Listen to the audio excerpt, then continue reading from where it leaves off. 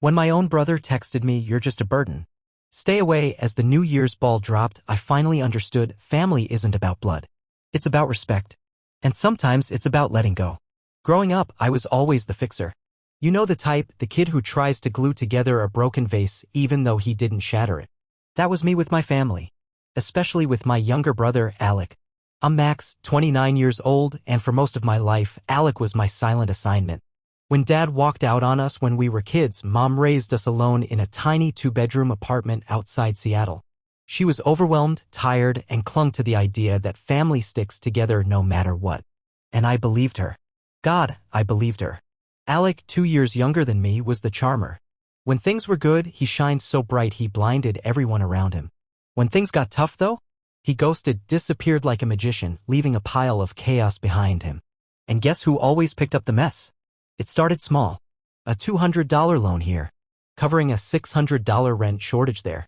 Then a desperate $1,300 plea when his car mysteriously broke down. Read, he forgot basic maintenance because he was too busy partying. Each time, Alec promised, "Bro, this is it. Last time, I swear." I wanted to believe him. I needed to believe him. Because if not family, then what did I even have? But it wasn't the money that hurt the most. It was how little Alex seemed to value the sacrifices I made. No thank yous that felt sincere.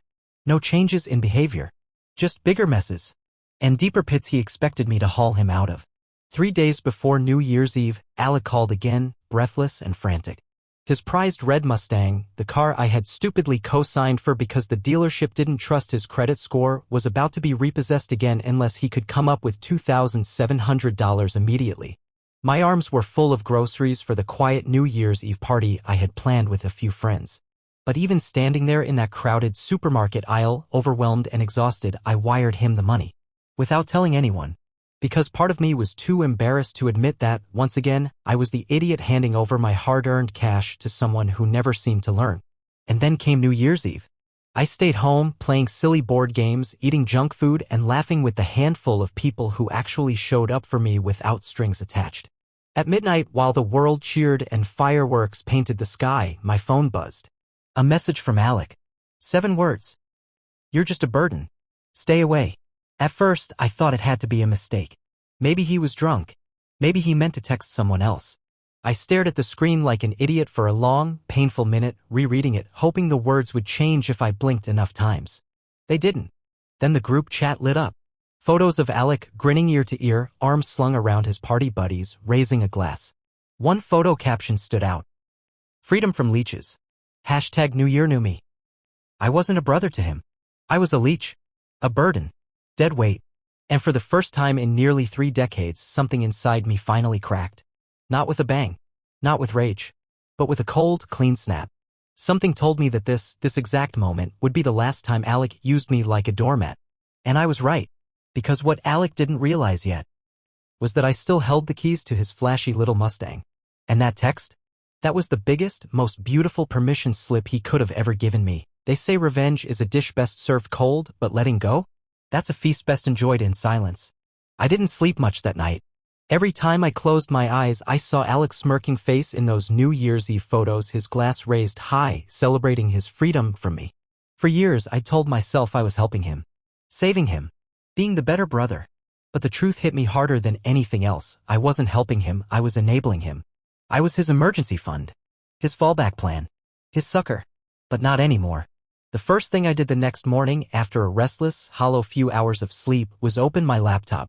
I didn't even make coffee first. I was too wired, too clear-headed for once. I pulled up the paperwork for Alec's car loan. Buried deep in the fine print was a simple, glorious fact. I was still listed as the primary owner. He had begged me to co-sign when he bought the flashy red Mustang, promising he was finally turning things around, that he had a plan. He never read the details. I did. It only took a few minutes to find what I needed. Because of repeated late payments, surprise, surprise, Alec's loan was already flagged. One more missed payment and the repossession order could be executed immediately. And guess what? He was already 2 days overdue. One phone call. That's all it would take. At 8:32 a.m. My hands barely shaking, I called the loan company. I explained I was the primary owner and asked if they could expedite the repo. They were delighted to assist. At 9:45 a.m. I sat parked across the street from Alex's shabby townhouse in my battered Honda Civic, sipping coffee from a paper cup, watching the tow truck back into his driveway. Alex's Mustang was parked haphazardly, the way he always left it, as if the world would clean up after him no matter what mess he made. The tow truck driver worked quickly. Hooked it up in less than 5 minutes. No fanfare. No drama. Until the front door creaked open. There stood Alec. Shirtless, barefoot, hair sticking up in every direction, eyes squinting against the morning sun like a stunned animal. For a second, he just stared. Then he bolted, running down the driveway, arms flailing, shouting something I couldn't quite hear from the safety of my car. I cracked the window just enough to catch the faint echo. "Hey! What the hell? Stop! That's my car!" But it wasn't. Not anymore. The tow truck pulled away without even slowing down. Alec was left standing in the street, looking small and helpless, like a kid who lost his balloon at the fair. My phone buzzed. "Incoming call, Alec." I didn't answer. It buzzed again. And again. And again. When it finally stopped, a text popped up. "Bro, where's my car?" I placed my phone face down on the passenger seat. Leaning back, letting the sun warm my face through the windshield, I realized something profound. I wasn't responsible for Alec's life anymore. I wasn't the fixer. I wasn't the crutch. I was free. And that red Mustang swinging gently behind the tow truck? That was just the beginning. There were still more knots to untie, more lifelines to cut. And Alec had no idea just how thoroughly I was about to disappear from his safety net. The funny thing about burning bridges? Sometimes you have to be the one holding the match, and sometimes it feels so damn good. By the time I got back to my apartment that morning, Alec's panic had evolved into a full-blown meltdown. 6 missed calls. 12 new texts. All variations of WTF, call me, Bureau, this isn't funny, and my personal favorite. "I'm calling the cops." "Go ahead, buddy. Call them." I had all the paperwork. The title. The payment history. The texts where Alec had begged me to co-sign because he just needed someone to believe in him. The law wasn't on his side. Reality wasn't on his side. And for once, neither was I. I sat at my kitchen table eating a sandwich with a ridiculous amount of calm, listening to the distant sound of someone pounding on my apartment door. Bam. Bam. Bam. "Open up. You're ruining my life." I didn't even flinch. Instead, I finished my sandwich, wiped my hands, and stared at the crumpled note Alec eventually slid under the door. "You'll be sorry." Classic Alec. Threats when he couldn't charm his way out. Empty words from someone who thought the world owed him a rescue. But I wasn't done. Not even close. That afternoon, I went into full cleanup mode. If I was going to sever every financial tie with Alec, I had to be thorough. First stop, the old shared bank account. I had opened it 2 years ago when Alec swore he was ready to get serious about saving. He was serious, all right, serious about overdrawing it again and again. I closed it out. Right there, during my lunch break. The teller asked if I wanted to leave a forwarding address. I smiled and said no. Next, the credit card. Yep, the one where I was the primary holder and Alec was just an emergency authorized user. Funny how that emergency authorization had turned into $1,200 worth of Uber Eats, bars, and late-night impulse buys. I paid it off myself, closed the card, and shredded it right there in the bank lobby. Snip, snip. One less chain around my neck. But the final blow? Oh, the final blow was beautiful. Remember the $2,700 wire transfer I sent Alec right before New Year's Eve? The one that was supposed to save his job and turn his life around? Yeah, because Alec had agreed via text that it was a loan, not a gift. I had proof. Solid, undeniable proof. That night, while sipping tea and listening to music that wasn't interrupted by angry banging on my door, I filed a small claims lawsuit. I knew Alec didn't have 2 pennies to rub together. I knew I'd probably never see that money again. But I didn't care. It wasn't about the money anymore. It was about the paper trail. The record. The consequences he had been dodging his entire life. For once, Alec was going to have to answer to something bigger than a disappointed brother. By the end of that week, every thread he could possibly tug on was neatly, surgically cut.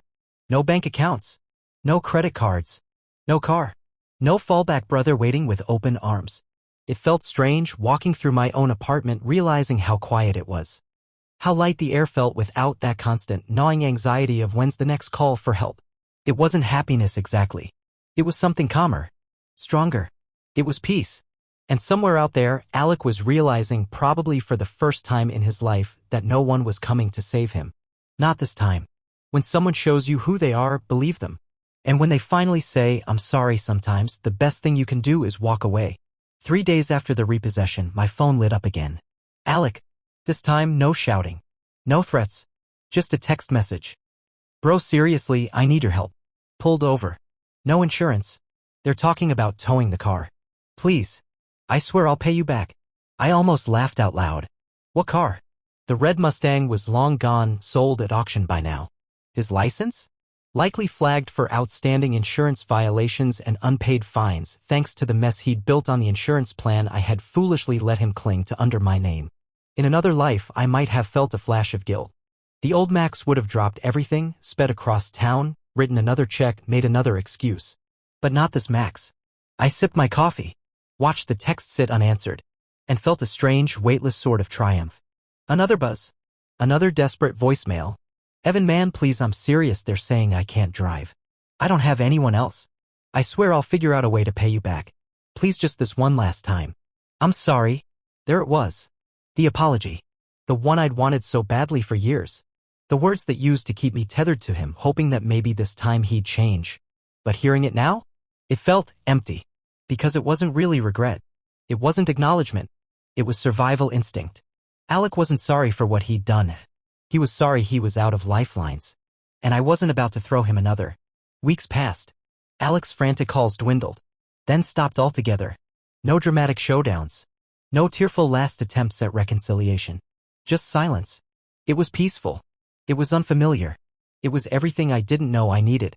For the first time in my adult life, I wasn't responsible for anyone but myself. I wasn't an emergency fund. I wasn't a human life jacket for someone who never learned how to swim. I went back to the gym. I reconnected with friends I had let slip away while constantly picking up Alec's pieces. I picked up new hobbies like photography and hiking, things that made me feel alive in ways bailing someone out never had. My world got bigger. Alex? I don't know. And for once, I didn't need to know. A few months later, on a random Tuesday afternoon, I got a letter in the mail. Recognized the messy scrawl immediately.